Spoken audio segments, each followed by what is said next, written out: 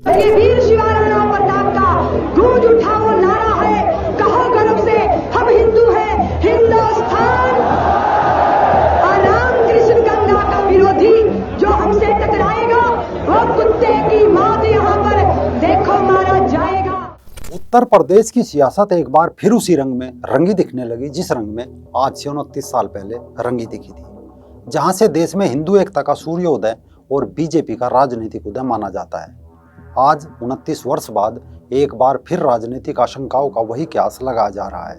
खबर है बाबरी विध्वंस की बरसी पर 6 दिसंबर को अखिल भारतीय हिंदू महासभा, श्री कृष्ण जन्मभूमि निर्माण न्यास, नारायणी सेना और श्री कृष्ण मुक्ति दल ने मथुरा की शाही ईदगाह में जलाभिषेक का ऐलान किया है। लेकिन इस घोषणा के बाद उत्तर प्रदेश सरकार ने मथुरा के चप्पे चप्पे पर पुलिस बल तैनात कर दिए और मजबूरन अब इन संगठनों ने कहा है कि प्रतीकात्मक कार्यक्रम उसके दिल्ली स्थित कार्यालय में किया जाएगा। लेकिन उत्तर प्रदेश के उप मुख्यमंत्री केशव प्रसाद मौर्य जी के ट्वीट की अब मथुरा की बारी ने प्रदेश की राजनीति को जरूर गरमा दिया है। इस राजनीतिक रस्साकस्सी के बीच एक सवाल आज उभर रहा है, क्या 6 दिसंबर 2021 की सुबह भी 29 साल पहली 6 दिसंबर 2092 जैसी है? नमस्कार दोस्तों, रंग दे बसंती देखना शुरू कर चुके हैं आप। मैं हूं राजीव चौधरी।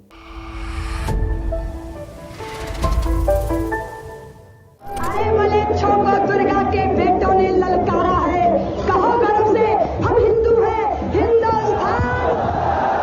और महाकाल बनकर के अब हम दुश्मन से टकराएंगे, जहां बनी है मस्जिद अपना मंदिर वहीं बनाएं। 6 दिसंबर 1992 को अयोध्या में चारों तरफ धूल ही धूल थी। यहाँ कोई आंधी नहीं चल रही थी, लेकिन यह मंजर किसी आंधी से कम नहीं था।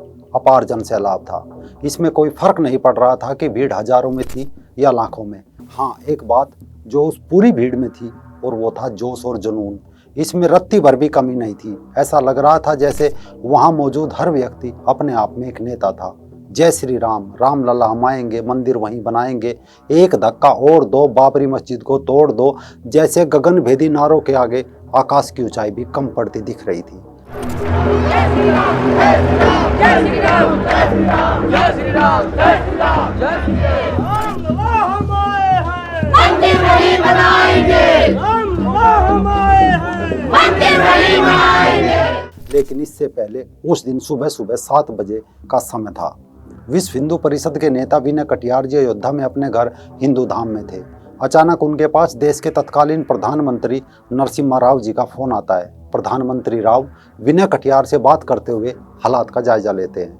विनय कटियार जी भी उनको आश्वस्त करते हैं कि कार सेवा प्रतीकात्मक होगी, जैसा कल तय हुआ था। आप निश्चिंत रहे, कोई तोड़फोड़ नहीं होगी। यानी बिल्कुल ऐसा ही आश्वासन जैसे आज मथुरा पर संगठन कह रहे हैं कि शाही ईदगाह में जलाभिषेक का प्रतीकात्मक कार्यक्रम उनके दिल्ली स्थित कार्यालय में किया जाएगा। खैर, प्रधानमंत्री राव और विनय कटियार जी के बीच हुई बातचीत को कोई 1 घंटा गुजरा था कि बीजेपी नेता लाल कृष्ण आडवाणी जी विनय कटियार के घर मुरली मनोहर जोशी जी के साथ पहुंचते हैं। अशोक सिंघल यहाँ पहले से मौजूद थे।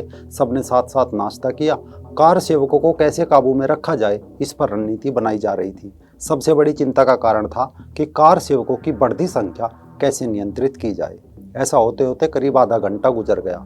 अचानक चिंता में डूबे मुख्यमंत्री कल्याण सिंह जी ने तीनों नेताओं से फोन पर बात की और स्थिति संभालने का आग्रह किया। बताया जाता है किसी बड़ी अनहोनी की आशंका से कल्याण सिंह जी भी चिंतित थे। इसके बाद आडवाणी जी, जोशी जी राम कथा कुंज की ओर चल दिए। ये उस जगह से करीब 200 मीटर दूर था। यहाँ वरिष्ठ नेताओं के लिए मंच तैयार किया गया था। ये जगह विवादित ढांचे के ठीक सामने थी।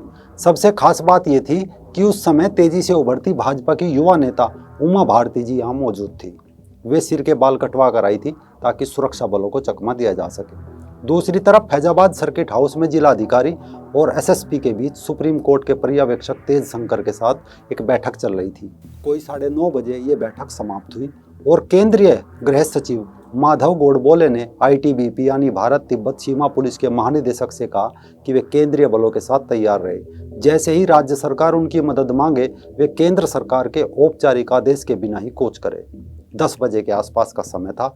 जिस विवादित चबूतरे पर प्रतीकात्मक कार सेवा यज्ञ और हवन के रूप में होना था, वहां आडवाणी जोशी जी को देखकर कार सेवक भड़क गए। नारेबाजी होने लगी। कार सेवकों ने वो बाड़ तोड़ डाली जो उन्हें रोकने के लिए लगाई गई थी। यहीं से खुफिया विभाग द्वारा राम कथा कुंज में कोई 1 लाख कार सेवकों की मौजूदगी की खबर दिल्ली भेज दी। बताया यहाँ नेताओं के भाषण चल रहे हैं, मंच पर बीजेपी, विश्व हिंदू परिषद और संघ के शीर्ष नेता मौजूद हैं। चौतरफा उत्तेजना है, लोग गुस्से में हैं, लेकिन सब कुछ फिलहाल काबू में है। बाबर ने जो एक बार मंदिर को समाप्त करके यहाँ पर ढांचा खड़ा किया था, वैसे ही हमारे प्रधानमंत्री यदि सोचते हैं वो दूसरे बाबर बन करके फिर यहाँ पर मस्जिद बनाएंगे, जब दूसरा बाबर यहाँ भारत में बर्दाश्त नहीं किया जाए।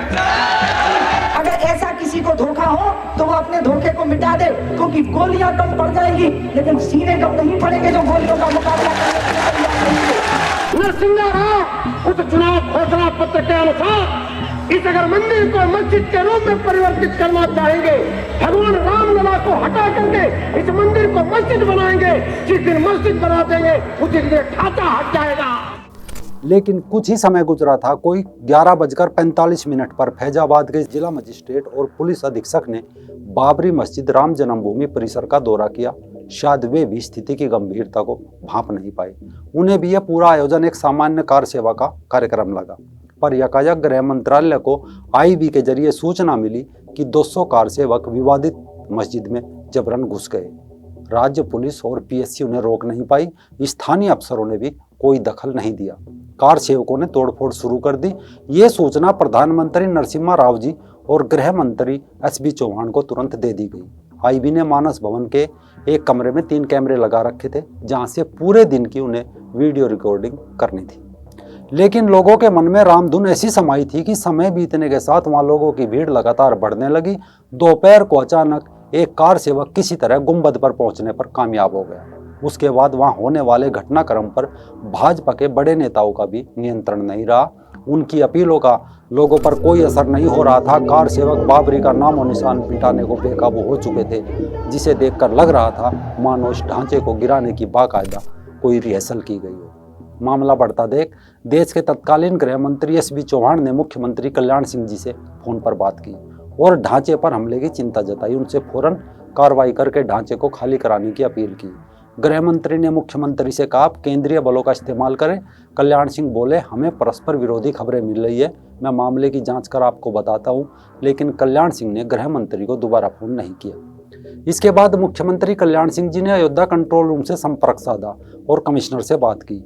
उनसे जो कुछ चल रहा था उस पर अपना गुस्सा भी जताया। साथ ही ये भी कहा, बिना गोली चलाए हालात को संभाले।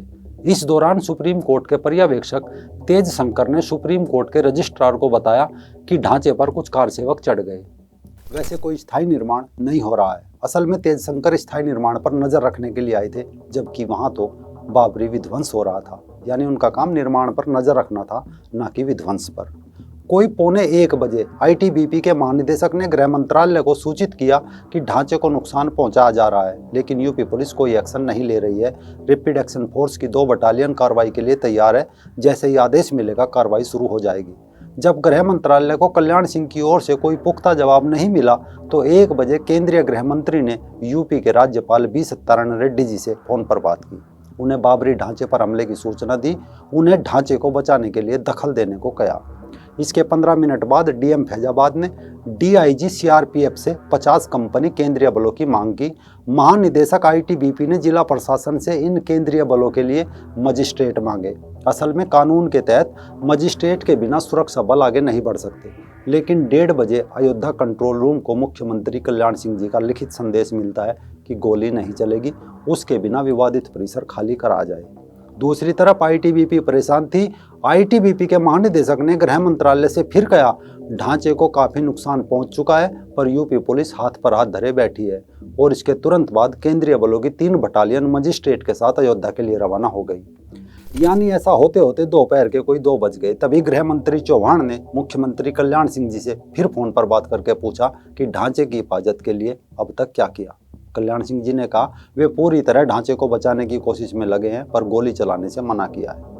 पर ढांचे पर तो कुछ और ही चल रहा था। यानी देखते ही देखते ढांचे के गुंबदों पर कार सेवकों का कब्जा हो गया। हाथों में बल्लम, कुदाल, छेनी, हथौड़ा लिए उन पर वार पर वार करने लगे। जिसके हाथ में जो था वही उस ढांचे को ध्वस्त करने का औजार बन गया। और देखते ही देखते बाबरी एक इतिहास बनता जा रही थी। दूसरी ओर कभी यूपी डीजीपी, कभी आईटीबीपी के आपसी कॉल होते होते 3 बजने वाले थे कि आईबी ने गृह मंत्रालय को सूचित किया कि ढांचे का पहला गुंबद गिर चुका है।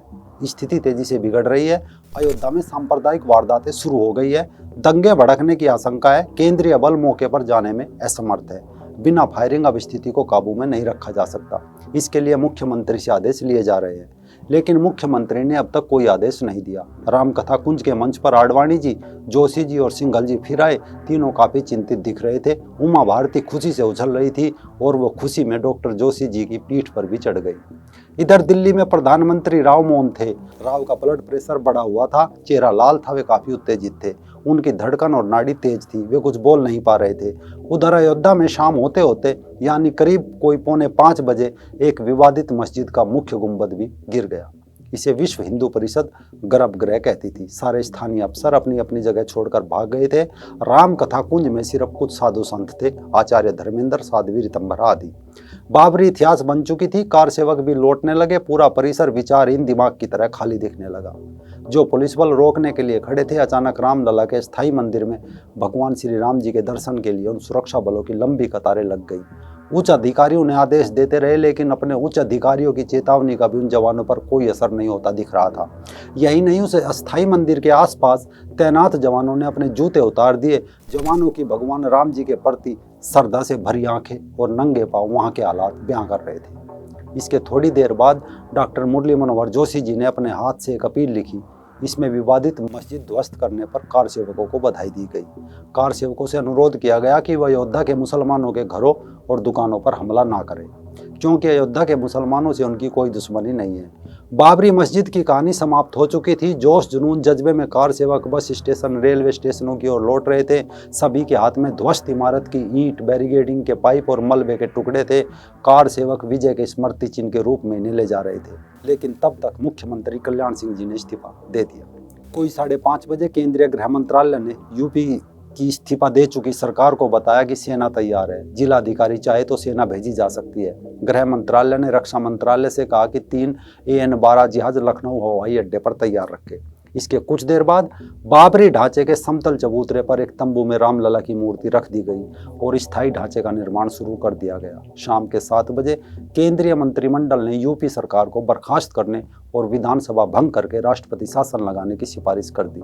खबरें तो ऐसी भी है कि कल्याण सिंह ने बर्खास्तगी की सिफारिश से करीब 3 घंटे पहले ही इस्तीफा दे दिया था और इस तरह 6 दिसंबर को इस देश ने इतिहास को इतिहास होते देखा। करीब 500 साल बाद उस निर्माण ढांचे को मिट्टी में मिलता देखा, जिसे कभी मुगल लुटेरे बाबर के एक मीर जनरल बाकी ने बनवाया था।